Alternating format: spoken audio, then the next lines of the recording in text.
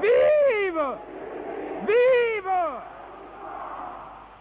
Alors, camarades, j'ai dit que je ne présente pas notre frère, notre ami, notre compagnon de route, qui est à nos côtés. Il n'est pas un étranger en Guinée. Il n'y a pas longtemps, le 2 octobre 1965, nous avons eu à parler de lui, sans avoir aucune conscience de ce qui allait se passer quelques mois plus tard. Nous avons parlé de l'homme comme Nkrumah, artisan infatigable de la construction de la patrie africaine. Les traîtres ghanéens se sont trompés en pensant qu'Nkrumah est un Ghanéen. Il n'est même pas un simple Africain, il est un homme tout court, un homme universel.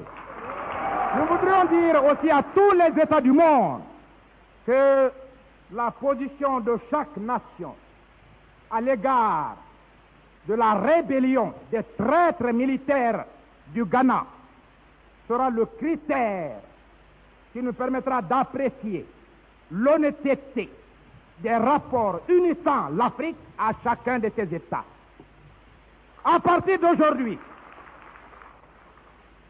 toute radio, qu'elle soit de Washington, de Paris, de Londres, de Bonn, de Moscou, de Pékin, toute radio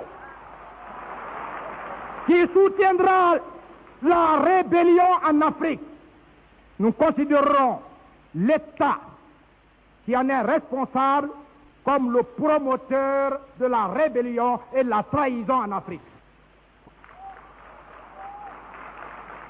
Il ne s'agit pas de dire 2, 4, 8 ou 10 chefs d'État ont pris position sur 36.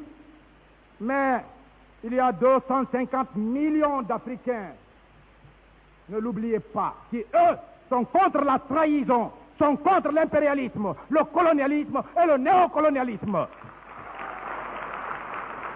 Les chefs d'État peureux, vendus, corrompus, ignobles, qui se taisent quand l'Afrique est en danger, ne sont que les vils instruments de l'impérialisme et du colonialisme.